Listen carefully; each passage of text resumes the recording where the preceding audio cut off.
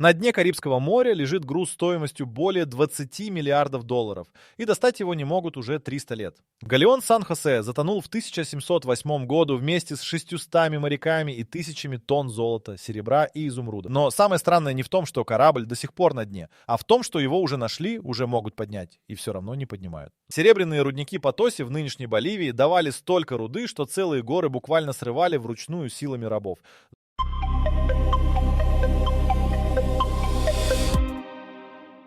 XVIII век– эпоха, когда испанская корона выкачивала из Южной Америки металл тоннами. Золото шло из Колумбии, изумруды из Копеи Мусо, которые испанцы захватили у индейцев еще в XV веке. Все это богатство нужно было переправить в Испанию, и для этого существовал один маршрут– через Карибское море на галеон. Сан-Хосе был не просто кораблем. Это был флагман целого флота, построенный в 1698 году в испанском городе Мапин. Длина судна составляла почти 40 метров, на борту стояло 64 пушки. По меркам того времени плавучая крепость. Испанская корона специально отправляла именно такие корабли для перевозки казны, потому что пираты и враждебные флоты охотились за этими маршрутами, как волки за обозами. В 1708 году Сан-Хосе вышел из портового города Картахена в нынешний Колумбии. На борту находился груз, который сегодня оценивают в сумму от 7 до 22 миллиардов долларов, в зависимости от методики подсчета. 11 миллионов золотых монет, серебряные слитки весом в несколько сотен тонн, ящики с изумрудами из Копей Мусо, камнями, которые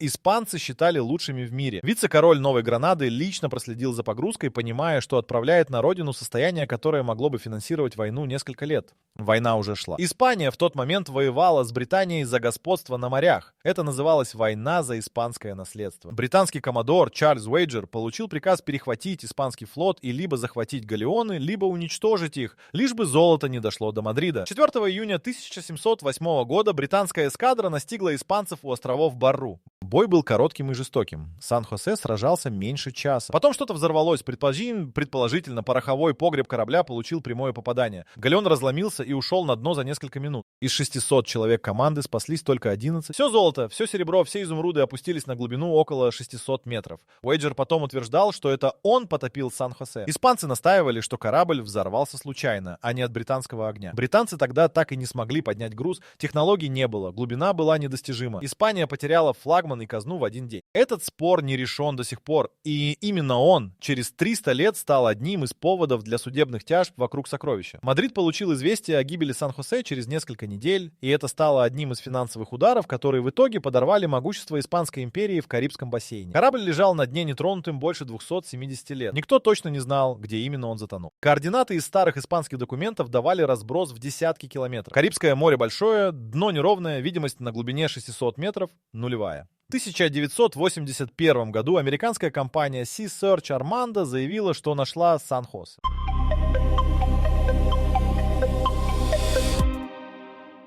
Компания потратила годы на изучение архивов, сопоставление старых карт и морских записей и в итоге указала конкретный район дна. Колумбия отреагировала мгновенно. Правительство страны объявило, что галеон находится в колумбийских территориальных водах, а значит является собственностью колумбийского государства. Американцам предложили 8% от стоимости поднятого груза. Компания отказалась и подала в суд. Судебный процесс тянулся 20 лет. Колумбийские суды в итоге встали на сторону государства. Американская компания осталась ни с чем. Ни денег, ни золота, ни даже официального признания своей находки. Именно тогда стало понятно, что Сан-Хосе — это не просто затонувший корабль. Это юридическая ловушка, в которой деньги и право существуют в параллельных реальностях. В 2015 году колумбийские военные моряки совместно с Американским институтом океанографии провели новую экспедицию с использованием подводных аппаратов. Камеры зафиксировали орудия на дне, характерные для испанских галеонов XVIII века, фарфоровую посуду, золотые монеты, рассыпанные по грунту. Президент Колумбии Хуан Мануэль Сантос лично объявил об открытии на пресс-конференции. Координаты находки засекретили. Тут же в дело вступила Испания. Мадрид заявил, что Сан-Хосе был военным кораблем испанской короны, погиб при исполнении боевого задания, и по международному праву военные суда не теряют государственной принадлежности даже спустя столетия. Испания потребовала признать галеон своей собственностью и запретить любые подъемные работы без согласования с Мадридом. В качестве прецедента испанские юристы привели дело другого галеона — Nuestra Señora de las Mercedes, который американская компания подняла в 2007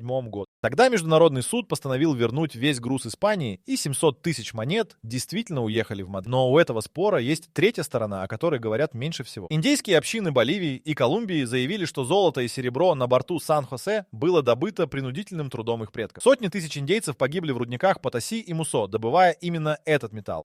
Организации коренных народов подали официальные обращения в колумбийское правительство с требованием признать их право на часть сокровища как на компенсацию за исторические преступления колонизации. Три стороны — Колумбия, Испания и представители коренных народов — тянут этот груз в разные стороны уже несколько десятилетий. При этом никто из них физически не может достать ни одной монеты, пока суды не вынесут окончательного решения. А суды не торопятся, потому что прецедент, который создаст это дело, затронет десятки других затонувших кораблей по всему миру. Колумбия, между тем, приняла специальный закон. Закон о подводном культурном наследии, который запрещает коммерческий подъем любых исторических объектов со дна территориальных вод страны. Формально это означает, что даже если суд признает Колумбию единственным владельцем Сан-Хосе, продать груз или разделить его между инвесторами будет невозможно. Золото должно стать музейным экспонатом. 22 миллиарда долларов в витрине.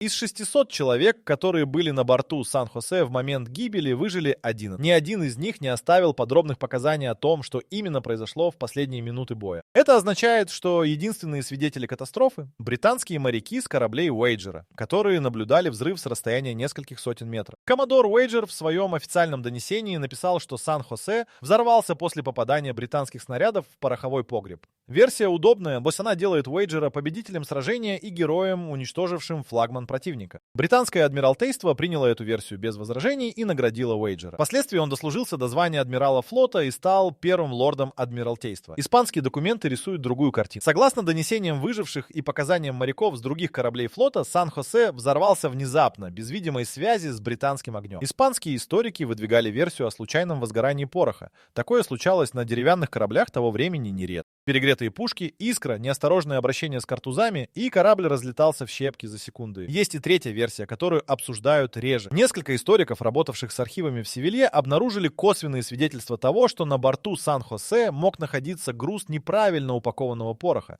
сверхштатного боезапаса. Испанцы в тот период практиковали перевозку пороха на галеонах вместе с ценными грузами, поскольку порох сам по себе был стратегическим товаром. Если эта версия верна, корабль превратился в плавучую бомбу еще до того, как встретил британцев. Подводные съемки 2015 года добавили новую деталь к этой головоломке. Камеры зафиксировали, что корпус галеона разрушен крайне неравномерно. Носовая часть относительно сохранилась. Там лежат пушки, посуда, монеты. Кормовая часть практически уничтожена и разбросана по площади в несколько сотен квадратных метров. Такая картина разрушений характерна именно для внутреннего взрыва, а не для попадания внешних снарядов. Пороховой погреб на испанских галеонах того типа располагался в кормовой части судна. Это важно не только для исторической справки. Если взрыв был внутренним и случайным, то британцы технически не топили Сан-Хосе, а лишь присутствовали при его гибели. Это меняет юридический статус находки в глазах некоторых международных правоведов. Военный корабль, погибший в бою, имеет один правовой режим. Корабль, взорвавшийся случайно во время боя, формально другой. Сам Уэйджер до конца жизни настаивал на своей версии. В частных письмах, которые были опубликованы британскими историками в 20 веке, он описывал момент взрыва как самое впечатляющее зрелище своей морской карьеры. Столб огня поднялся выше мачт. Обломки летели на расстояние в несколько кабельтовых. Корабль исчез с поверхности воды меньше, чем за 2 минуты. 11 выживших испанских моряков подобрали с воды уже после боя. Что именно они видели и говорили, неизвестно. Их показания либо не были записаны, либо не сохранились в доступных архивах. 300 лет спустя их молчание остается частью тайны Сан-Хосе. После гибели Сан-Хосе испанская корона составила подробный реестр утраченного груза.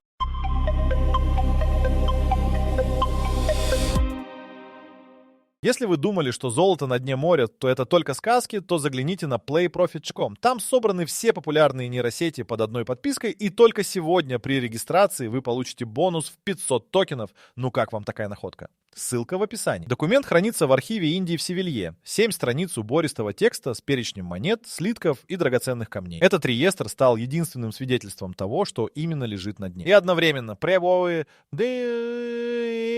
приговором для всех, кто пытался найти корабль в последующие столетия, потому что точных координат в нем не было. Испанцы предпринимали попытки обнаружить место гибели галеона уже в 1710 году, через 2 года после катастрофы. Водолазы того времени работали в примитивных кожаных костюмах и могли могли опускаться максимум на 30 метров. Глубина в 600 метров была для них абсолютно недостижима. Экспедиция вернулась ни с чем. На протяжении 18 и 19 веков Сан-Хосе превратился в легенду. Охотники за сокровищами из десятков стран изучали испанские архивы, опрашивали местных рыбаков у берегов Картахены, прочесывали дно с самодельным оборудованием. Никто не нашел ничего конкретного. Район поисков постепенно расширялся. От нескольких километров до десятков. Каждая новая экспедиция привозила другие координаты предполагаемого места гибели. В 1930-х годах колумбийский историк Херардо Аройо провел систематическую работу в испанских архивах и сузил район поисков до акватории между островами Барри и Картахенским побережьем. Его работа стала основой для всех последующих экспедиций, но сам Аройо так и не получил финансирования для практических поисков. Его рукописи осели в колумбийских университетских архивах и были заново открыты только в 70-х годах 20 века. Технологический прорыв произошел в 60-х, когда появилось современное водолазное оборудование и первые управляемые подводные аппараты. Именно тогда интерес к Сан-Хосе резко вырос. Теперь глубина в 600 метров перестала быть непреодолимым барьером в теории, хотя на практике требовалось серьезного финансирования. В 1968 году колумбийское правительство впервые официально объявило поиски Сан-Хосе государственным приоритетом и выделило средства на архивные исследования. Параллельно несколько частных американских компаний начали зондировать дно в предполагаемом районе гибели галеона с помощью гидролокатора. Результатов не было, так что оборудование того времени давало слишком большую погрешность на такой глубине. 70-е годы принесли новую волну интереса. Нефтяной кризис и рост цен на золото сделали охоту за затонувшими сокровищами коммерчески привлекательным бизнесом. Сразу несколько компаний из США, Британии и Франции заявили о намерении найти Сан-Хосе. Колумбия отреагировала законодательно. В 1975 году страна приняла первые нормы, регулирующие подводные археологические работы в территориальных водах. Иностранным компаниям потребовалось разрешение правительства, которое выдавалось крайне неохотно. Именно в этот период американская компания Sea Search Armando начала многолетнюю работу в архивах. Ее специалисты провели несколько лет в Севилье, изучая оригинальные испанские документы XVIII века, и к 1980 году сформулировали конкретную гипотезу о местонахождении корабля. Они были уверены, что нашли ответ, который искали 3 столетия. Но, как выяснилось позже, найти координаты и получить право на груз — это 2 совершенно разных дела. Вопрос о том, кто нашел Сан-Хосе,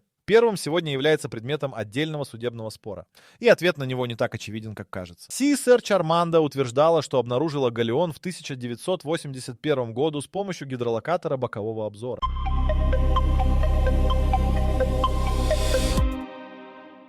Компания зафиксировала на дне объект, совпадающий по размерам с испанским галеоном XVIII века, и передала координаты колумбийскому правительству в рамках переговоров о совместной экспедиции. Переговоры зашли в тупик из-за разногласий по поводу раздела груза, и компания отозвала свои данные. Но координаты уже были переданы, и колумбийская сторона их получила. Колумбийское правительство никогда официально не признавало, что находка 2015 года основана на данных американской компании. Официальная версия «Богаты» звучит так. Колумбийские военные моряки самостоятельно обнаружили галеон в ходе плановой экспедиции с использованием современного подводного аппарата. Координаты засекречены в целях защиты объекта от мародеров. Проблема в том, что Sea Search Armando и колумбийское правительство называют разные места. Американская компания настаивает, что ее объект находился в одном районе. Колумбийцы в 2015 году показали публике видеозаписи с другого места дна. Либо существуют 2 разных объекта, что теоретически возможно, если в том районе затонуло несколько кораблей. Либо одна из сторон намеренно искажает координаты. Независимые морские археологи, изучившие опубликованные колумбийской стороной видеозаписи, указали на несоответствие. На кадрах видны пушки с характерным орнаментом в виде дельфинов. Такой орнамент использовался на испанских орудиях именно конца 17-го, начала 18 века. Это совпадает с датой постройки Сан-Хосе.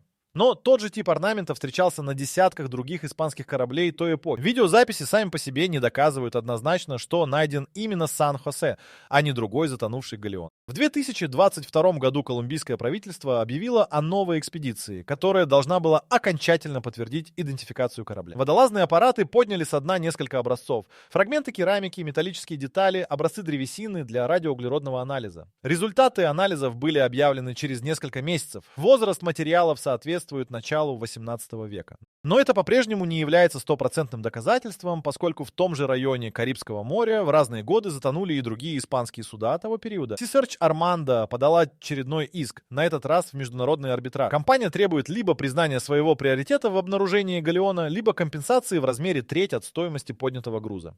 Юристы компании ссылаются на контракт, подписанный с колумбийским правительством в 1982 году, согласно которому первооткрыватель имел право на долю от сокровищ. Колумбия возражает, что этот контракт утратил силу после принятия нового законодательства о подводном наследии. Пока суды разбираются с вопросом о том, кто нашел корабль первым, на дне Карибского моря продолжают лежать 11 миллионов монет.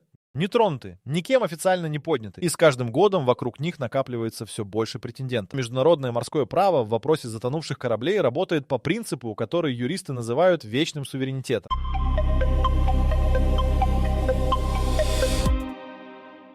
Военный корабль остается собственностью государства, под флагом которого он ходил, даже если пролежал на дне 1000 лет. Именно на этот принцип опирается Испания, требуя признать Сан-Хосе испанской собственностью. Колумбия отвечает другим аргументом. Галеон лежит в колумбийских территориальных водах, в 200-мильной исключительной экономической зоне страны. По нормам Конвенции ООН по морскому праву, которую Колумбия ратифицировала, государство имеет суверенные права на все объекты в своей экономической зоне. Испания на эту конвенцию не ссылается, потому что сама ее не ратифицировала в полном объеме. Прецедент с галеоном Нуэстро Синьора де лас Мерседес показал, что международные суды склонны поддерживать принцип вечного суверенитета. В 2012 году американская компания Odyssey Marine Exploration подняла со дна Атлантического океана около 700 тысяч серебряных монет с этого испанского галеона, затонувшего в 1804 году у берегов Португалии. Суды США и Европейский суд по правам человека единогласно постановили вернуть весь груз Испании. Компания потратила на поисковую экспедицию более $2 миллионов и не получила ничего. Этот прецедент напугал всех частных инвесторов, которые рассматривали Сан-Хосе как коммерческий проект. Риск вложить десятки миллионов долларов в подъемную операцию и уйти с пустыми руками стал вполне реальным. Страховые компании отказываются покрывать подобные экспедиции. Банки не дают кредиты под залог груза, право собственности на которые оспаривается 3 сторонами. Колумбия в ответ на испанские претензии выдвинула исторический контраргумент. Золото и серебро на борту Сан-Хосе было добыто на территории, которая сегодня является колумбийской и боливийской землей. Испанская корона вывозила эти ресурсы принудительно, используя систему энкомьенды, принудительного труда коренного населения. С точки зрения богаты, возвращение груза Испании означало бы юридическое закрепление права бывшей метрополии на ресурсы, украденные у колоний 3 столетия назад. Испанские дипломаты отвергают эту логику, указывая, что принцип исторической реституции колониального имущества не закреплен ни в одном действующем международном договоре. Если принять колумбийскую позицию как прецедент, это откроет путь к пересмотру сотен других исторических претензий по всему миру, от египетских артефактов в британских музеях до греческих мраморов Парфенона. В 2018 году Колумбия предложила компромиссное решение — создать международный консорциум с участием Испании, Боливии и представителей коренных народов для совместного управления поднятым грузом. Испания отвергла предложение, настаивая на полном суверенитете над кораблем как военным судном. Боливия выразила осторожную заинтересованность, но не подписала никаких соглашений. Переговоры зашли в тупик в том же году и с тех пор официально не возобновляли. Параллельно с дипломатическими спорами у берегов Картахены периодически фиксируются неопознанные суда с водолазным оборудованием. Колумбийская береговая охрана дважды задерживала лодки с оборудованием для подводных работ в запретной зоне над предполагаемым местом залегания галеона. Кто стоит за этими попытками, официально не установлен. Но сам факт говорит о том, что не все претенденты на сокровища готовы ждать решения международных судов. Колумбийский закон о подводном культурном наследии, принятый в 2013 году, содержит норму, которая делает Сан-Хосе юридически неподъемным даже при наличии политической воли. Любой объект, признанный частью подводного культурного наследия страны, не может быть продан, разделен или использован в коммерческих целях.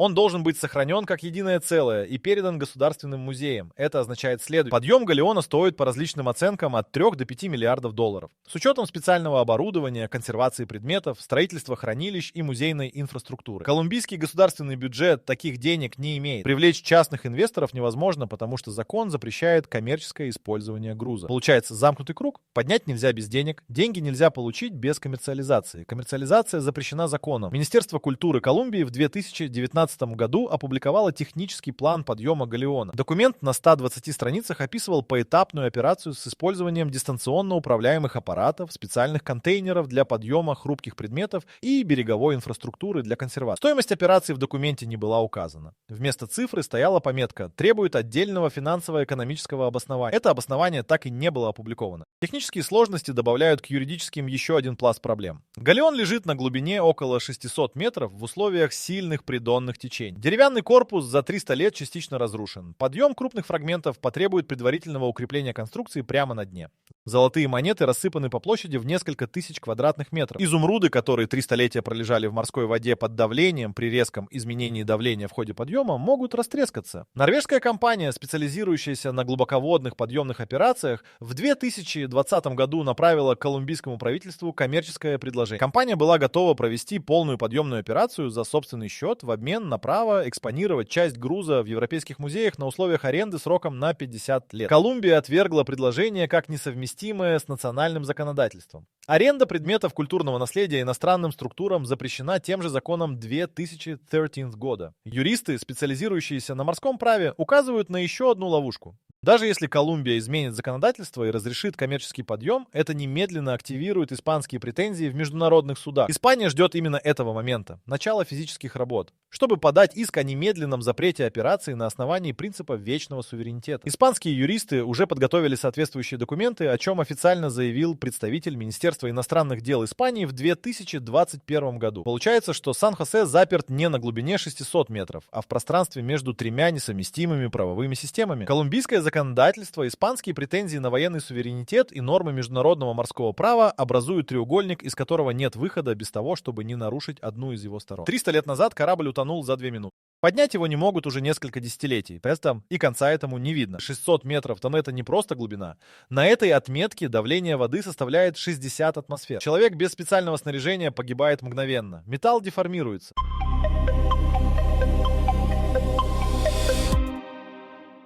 Стекло иллюминаторов на обычных подводных аппаратах трескается. Работать на такой глубине могут только роботизированные системы с дистанционным управлением. И даже они выходят из строя значительно чаще, чем на меньших глубинах. Колумбийская военно-морская экспедиция 2015 года использовала аппарат класса «Луис», разработанный совместно с американским океанографическим институтом в Вудс-Холл. Этот аппарат способен работать на глубинах до 6000 метров, оснащен манипуляторами и камерами высокого разрешения. Именно его камеры зафиксировали рассыпанные золотые монеты, фарфоровую посуду и пушки с дельфинами. Но манипуляторы аппарата не поднимали ничего. Экспедиция работала в режиме наблюдения, без права касаться объекта. Полноценный подъем груза с такой глубины требует принципиально другого оборудования. Специализированные подъемные суда, способные работать на 600 метрах, существуют. Их в мире около 20. Большинство из них принадлежат нефтяным компаниям и используются для обслуживания глубоководных трубопроводов. Аренда такого судна стоит от 300 тысяч до $1 миллиона в сутки. Операция по подъему галеона займет по самым оптимистичным оценкам не менее 2 лет непрерывной работы. Но деньги — это не главная техническая проблема. Главная проблема — сохранность предметов при подъеме.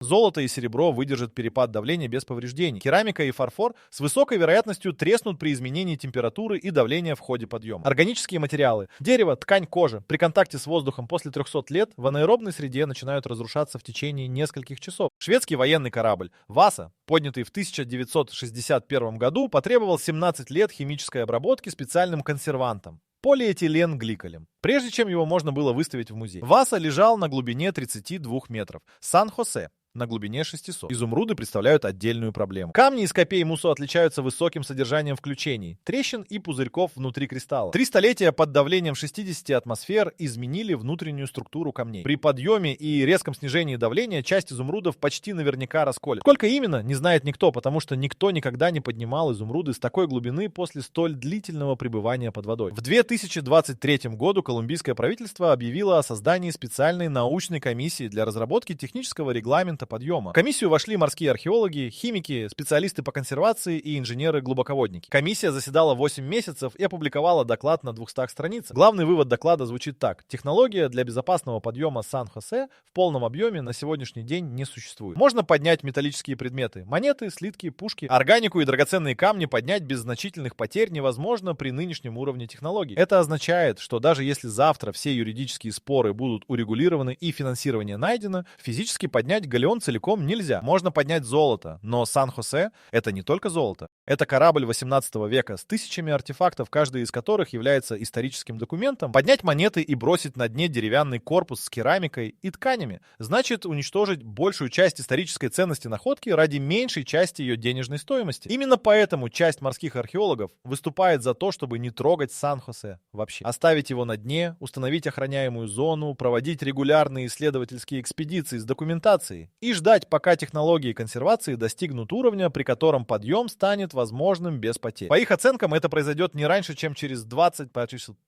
лет. Итак, почему крупнейшие сокровища в истории не могут поднять со дна? Ответ не один, их три, и каждый сам по себе достаточен, чтобы остановить любую операцию.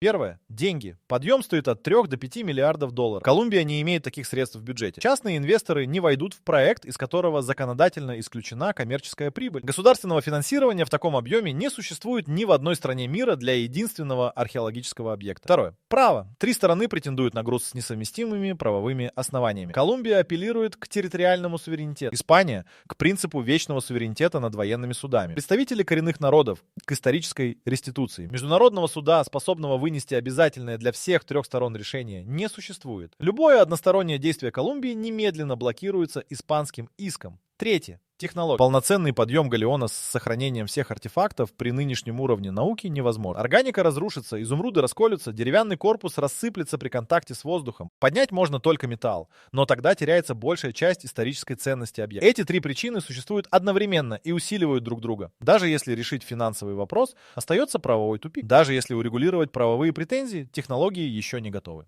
Даже если технологии появятся, деньги и право снова потребуют новых переговоров. Пока эти споры продолжаются, на дне Карибского моря происходит кое-что важное. Деревянный корпус Сан-Хосе медленно разрушается. Морские организмы поедают древесину. Металлические детали покрываются коррозией. Каждый год без подъема означает безвозвратную потерю части исторической информации. Ученые, которые выступают за консервацию объекта на дне, признают этот факт, но считают, что потери от неправильного подъема будут больше, чем потери от естественного разрушения. В 2024 году Колумбия и Испания провели первые за несколько лет официальные переговоры по Сан-Хосе на уровне министров иностранных дел. Итогом встречи стало совместное заявление о намерении создать двустороннюю рабочую группу. Группу так и не создали, потому что стороны не договорились о ее полномочиях. Есть деталь, которую редко упоминают в контексте этой истории. Среди 600 человек, погибших вместе с Сан-Хосе в июне 1708 года, были не только испанские моряки. На борту находились торговцы, слуги, как минимум несколько женщин и дети, члены семей офицеров, которых перевозили на родину. Ни одно из имен пассажиров не сохранилось в доступных архивах. По нормам морского права и международным конвенциям о подводном культурном наследии, место гибели корабля с людьми на борту является воинским захоронением. Это добавляет к юридическому уравнению еще одну переменную — этическую. Поднимать сокровища с места массовой гибели людей — вопрос, который разные культуры решают по-разному. Японские водолазы отказываются работать на затонувших военных кораблях Второй мировой войны вне зависимости от ценности груза. Британское правительство охраняет обломки линкора «Худ» как военное захоронение и запрещает к ним доступ. Колумбийское законодательство формально учитывает этот аспект, но не делает его абсолютным запретом. Сан-Хосе лежит на дне уже 316 лет.